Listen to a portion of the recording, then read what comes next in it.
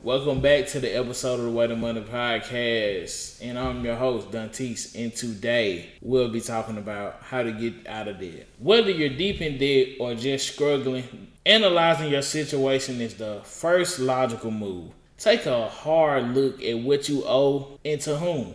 This is especially important if you have a family with multiple spenders in a household. And you ask the question, how does a family chisel away the debt to become debt free? The first recommendation that I have is for a family to sit down, discuss the monthly budget. Without knowing how much is being spent monthly, it is very hard to determine what can be allocated towards the family debt.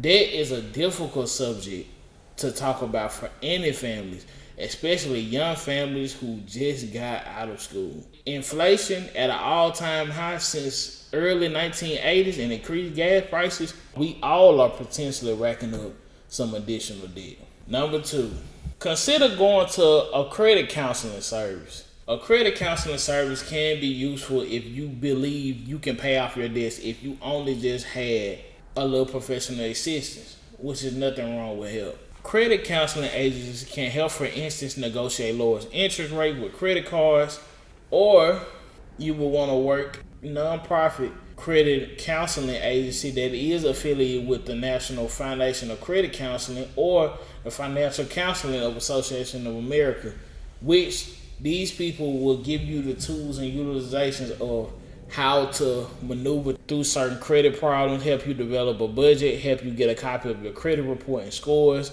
and offer free educational materials and workshops. And most importantly of all, organize a debt management plan to help you pay down your debts. So even if you don't know how to go about doing it, when you go to a credit counselor, they make it more efficient and more easy for you to understand to break down the debts that you have so you can become debt free. And here we go to our next reason. Prioritize the debt you need to pay. If you're really struggling and can't pay out each debt every month, it's important to prioritize the entity that you're paying. Prioritize debts secured by a house or car, necessities like utilities such as light, gas, water, debts that can't be discharged, including the student loans and unpaid federal taxes.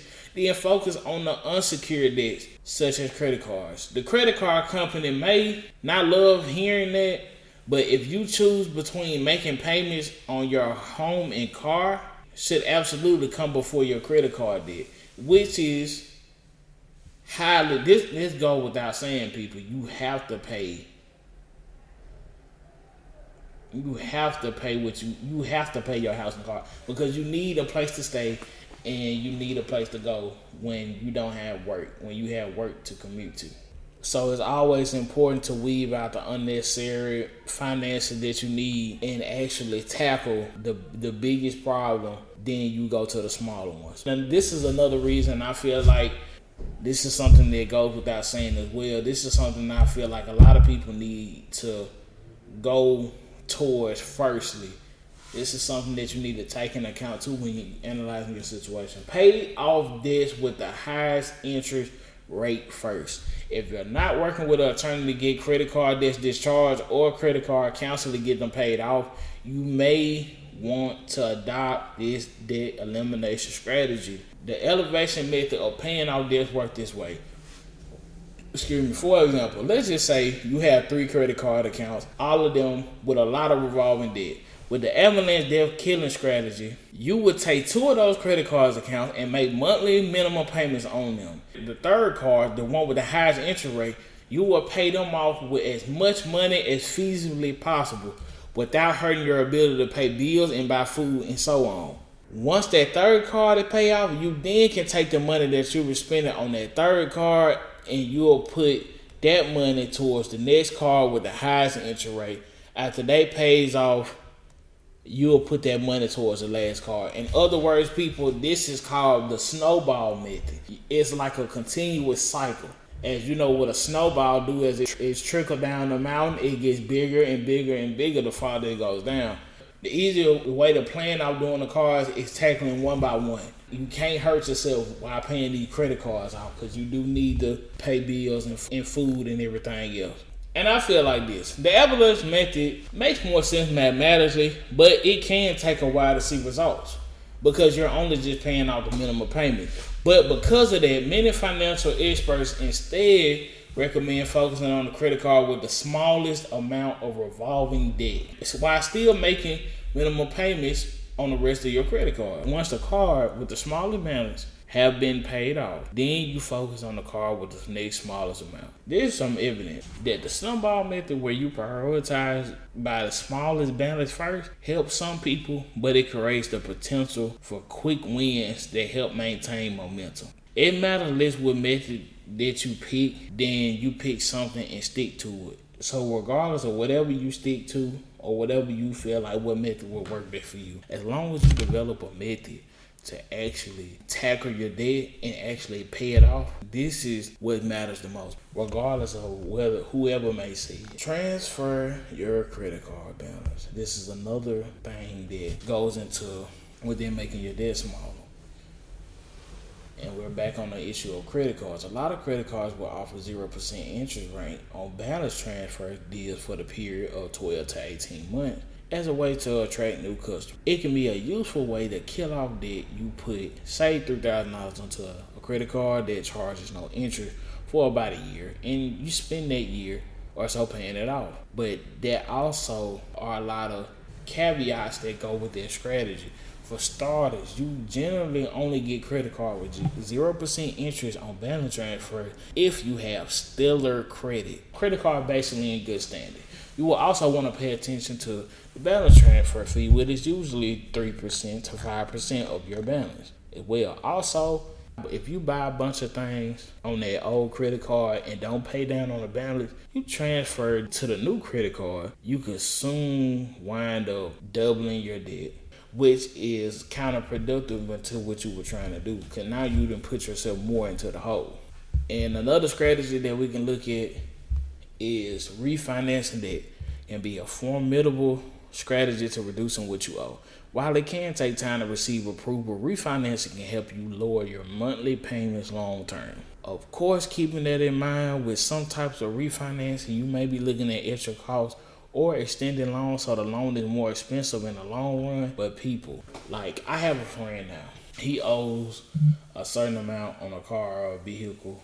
But as I told him, he has to maneuver in a way that allows him to pay down less. When you refinance, you have to basically pay your debt down to a good amount, to where now you can go to the table and negotiate your pricing to the people that you owe the money to, whether it's a car or whatever. You can be able to sit down and refinance your debt. Okay, since I paid this much off and I have this much left, let's get my payment lower now, since I'm in the correct standard that I need to be, to where I can actually be able to pocket more money and keep more money in my pocket. Therefore, it can go on other stuff and not just solely on paying off a loan contract or a continuous cycle of me giving long-term payments and it still being expensive. So with all that being said, people, make sure if you're paying off your debt and you feel like you should be able to get it lowered, you should be able to go negotiate prices. You consult with somebody that's like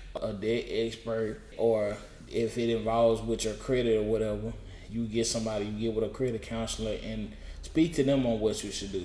Because I am not a financial expert.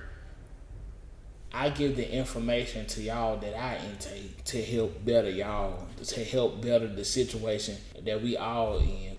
Get somebody else out. It takes one for us to pull one of us out the ground. So it can't happen if we never extend a hand. If what needs to be taught to the kids, to the parents, this knowledge needs to go to everybody. Because if we did know these type of things early on and they were drilled into like a lot of other stuff is, we would be a way better society. And with all that being said, having extra cash, of course, can be quite a hat trick when inflation is still high. Accelerating payments can end your debt faster, but there's no rules that says you only have to make one monthly car payment or one house payment or one payment to a credit card balance if you're trying to whittle it down.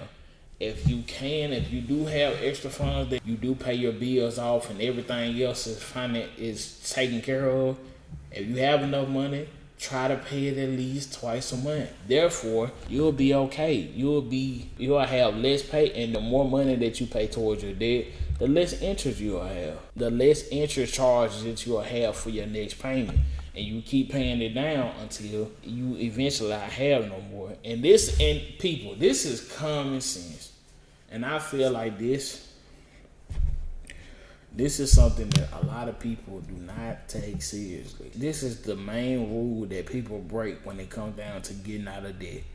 Stop creating new debt. You cannot dig yourself out of debt if you continue to allow credit cards for any expenses. Stop accruing new debt.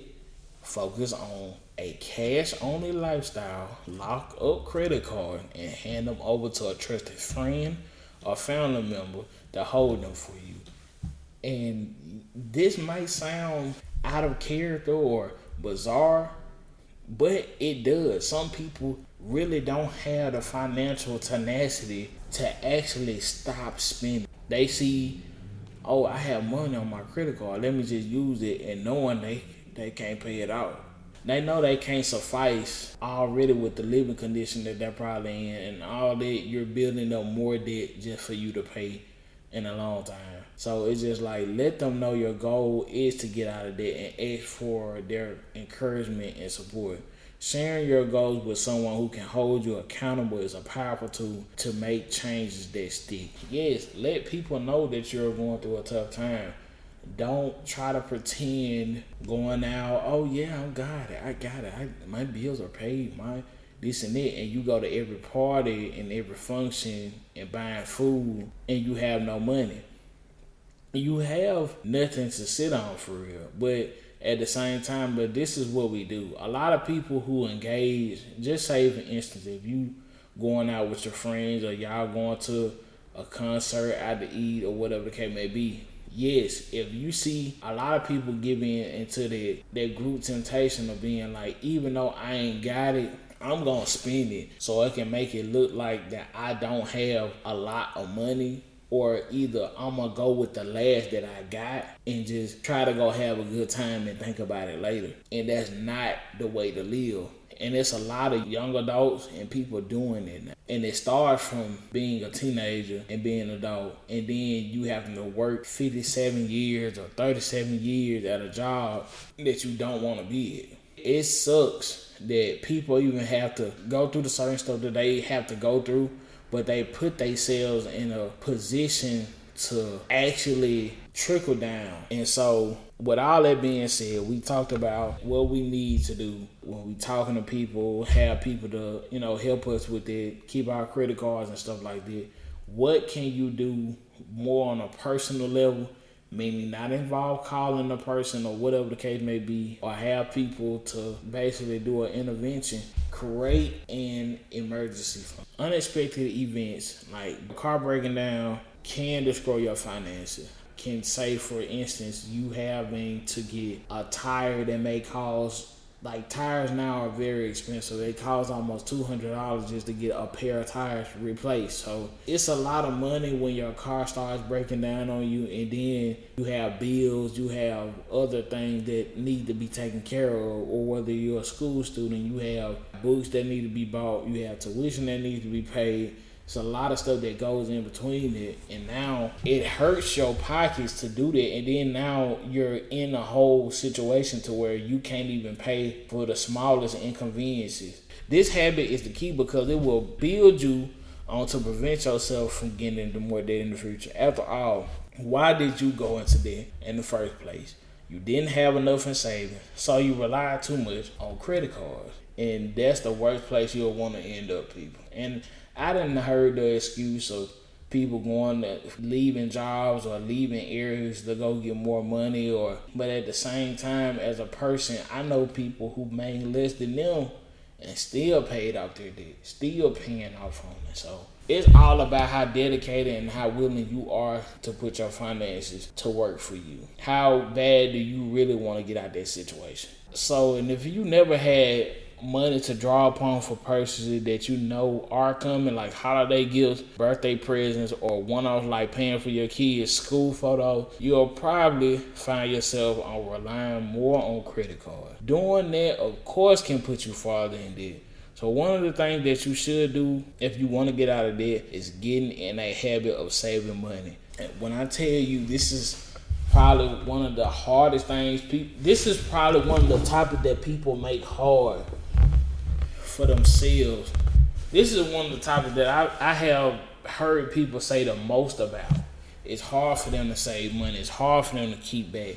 But at the same time, they go out, they partake in drinking, they buy clothes, they buy shoes, high-end shoes. This is the problem. If you set it up through your bank so that the moment the direct deposit hits your checking account, some of it is diverted to a savings account for a few months, you will now have a small pile of money on your own that can raid, and instead of turning it into a credit card. Meaning you can have your little nest egg brewing while everything else, your personal funds or your bills, all that can be going out through your personal account. And that's another thing too, when it comes down for people doing debt management and trying to build emergency funds, all their money is in one place. So even the money that they're supposed to be putting in their account, they don't have an account to put it in. So make sure people, when you're trying to create an emergency fund, get a high yield saving interest account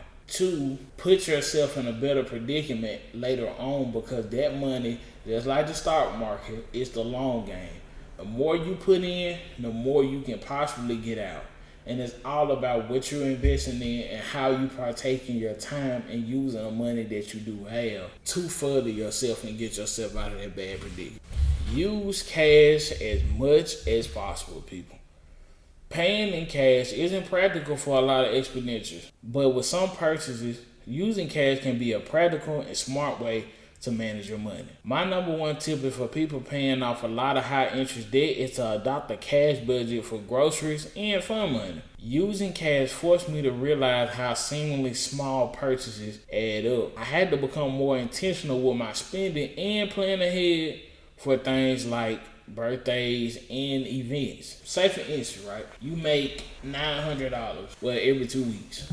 So you take about $300 out every month. Let's just say that's your fun money, and you spend like $150 on groceries, and you spend like, let's just say $90 on fun, going out to eat, drinking, whatever you may partake in. So that only leaves you like $70 or $80. All you can really do is go fill up your car with gas, and that's it. That's probably enough for one DoorDash meal. But you see how fast you just blow money. Imagine if it was on your card along with your other money. You seeing like, I got $900, let me go spend it. That's the problem. You're not looking at the cost efficiency of like, okay, what if I would have kept that $200 that I just spent? What if I would have kept the money that I put into this certain thing? I'll be able to take care of my tire. I'll be able to pay my bills. I'll be able to do this and that. And you can't. So people, it's good to adopt ways. It's plenty of ways to save money, but people, you got to be actually intentional and prioritize ways to actually do it, and not sit up here and just say you're going to, you fall off from doing it, and then you stop. Money is not gonna save by itself. Sometimes it takes a while, because it depends on how big the debt hole is for you. If the debt hole is bigger, you have less to save, and it's hard for certainly, but it is possible. So I always remember that, people. It may be hard now, but it's always possible for you to come out that hole and actually become something greater for yourself, and just putting yourself out there to enough to be like, okay, I know I need to get this done. I need to do the adult thing and put myself out there to be able to maneuver through this debt. I can get through it. I want a house. I want a life that is furnished, because I don't want my kids to see this is what I represent. This is the debt I got myself into. So you just have to take accountability where you messed up. And like I said, this also plays a part too on actually taking accountability and making sure you pay your bills on time. When you're deep in debt and you're struggling to get out, it's so easy to fall into a habit of making payments when you can rather than when they are due. Better late than never, but late fees do a lot of damage. Late fees for your mortgage payments, your car payment, your utility bill, phone bill, student loans, and credit cards can add up. If you can manage to pay them all on time for a month, you'll probably have quite a bit of extra money to go towards debt, savings, or day-to-day expenses.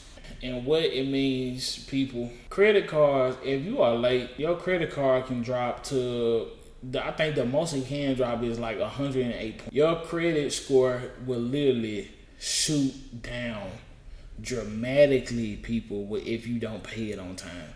This is the problem that I feel like a lot of people don't see until they see that number. Until they see that number hit their credit card, because it's scary. It gets to that point to where you don't think it's not that bad, but it is. Credit cards are not nothing to play with. And they are not for the irresponsible. You will have to take responsibility because the old people want their money.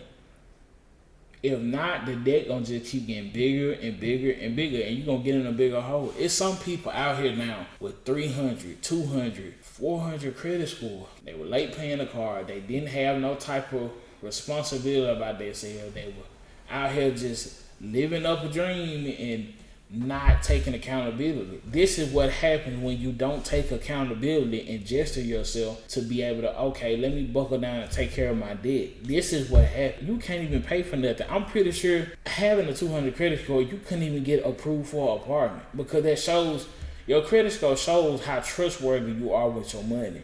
People may think, oh, credit scores don't mean nothing. Yeah, if you irresponsible, of course. You know how many millionaires that said that they went broke 6, 7, 8 times? And I don't understand who would want to do that. How would you even want to just sit up and say, you went broke that many times? You didn't learn the lesson. You didn't, what's going on? And that just shows you how irresponsible a lot of times is, because you get tired of failing. People get tired of getting set back. People get tired of being at the bottom. But at the same time, people, you got to take initiative. That's all it takes, people. If people just took initiative and actually seen the progress and how good it feels to be debt free and not having to worry about nothing, it's way funner than being full of debt. It's way better. And that's where we come in at, to just budgeting and managing our expenses, to how we look at our money. And a budget that I feel like that's kind of strictly straight to the point is a bare bones budget. This is as much fun as it sounds. Still, it should be effective. One key strategy to cut back to a bare bones budget, which frees up more funds to devote to paying down debt. This means a budget focused on just the basic: housing, food, utilities, transportation, and bills. Eliminate all discretionary spending such as entertainment, travel, clothing, and gifts. Prepare all meals at home. Keep a close eye on when and how you use water and electricity, and try to negotiate lower rates for essential services such as insurance. If you start feeling discouraged, remember your bare bones lifestyle won't last forever. It's only temporary. And I understand people like, oh, I can't do that. That's way too extreme for me. And it don't panic. It sounds like a try their advice, but it's still worth saying. It can be scary if you're truly deep in debt and you can see that the math is showing that you can't pay everything on time. But there are options, from you talking to credit counseling professionals, talking to the places that you owe money to, or even declaring bankruptcy, which is the last thing, people, I urge you not to do. But if you have to, then I feel like, if you feel like there's no other way, then I feel like that's what you have to do. Bankruptcy, I would want to explain what bankruptcy is. Bankruptcy is a legal proceeding initiated when a person or business cannot repay outstanding debts or obligations. It offers a fresh restart for people who can no longer pay their bills. The bankruptcy process begins with a petition filed by the debtor, which is most common, or behalf of creditors, which is less common. All of the debtor's assets are measured and evaluated, and the assets may be used to repay a portion of the outstanding debt. Bankruptcy offers an individual, in theory, the ability to file bankruptcy benefits the overall economy by allowing people and companies a second chance to gain access to credit. And anytime that you do a bankruptcy case, all bankruptcy cases in the United States go to the federal courts. A bankruptcy judge makes decisions, including whether the debtor is eligible to file and whether they should be discharged of their debts. And you have administrations over bankruptcy cases often handled by a trustee, which is an officer that is appointed by the United States Trustee Program of the Department of Justice that represents the debtor's estate in the proceeding. So people, with that, all that being said, it's a lot that comes with bankruptcy that you would even want your name to be tied to. Even though you do get a fresh start, your credit goes to a place that you don't even, you can't even imagine how low your credit drops. Your credit drops a lot. It's literally non-existent. You may be at a 100 or maybe lower. It's scary. When you do bankruptcy, you get a fresh restart in life. But just know it's hard to come back from that because all that is with you. You can't go get no more loans because if you go back and get into debt at the bankruptcy, you gotta ask yourself, can you even be trusted with money? Just tell me that it gets to a point to where you're gonna get declined everywhere you go because you have bankruptcy behind your name. That's a big no-no. As people say now, that's a red flag. That's a big red flag because they see you as a liability. You're not gonna pay me back what I need to be paid, and why should we even deal with you? And that'll be the end of this episode, people. And I wanted to thank you all for watching and tuning in for all the episodes that y'all been showing support. Y'all been downloading. Make sure y'all keep downloading the episode. We are almost at 500 downloads. We try to be at 1,000 by the end of this year. Subscribe to the YouTube page. Go like, go comment. Let me know what y'all want to see. I'm on Apple Podcasts, Google Podcasts, Amazon Music, Spotify. Go follow, turn your notifications on YouTube so you can see when I post. And I'll see y'all in the next episode.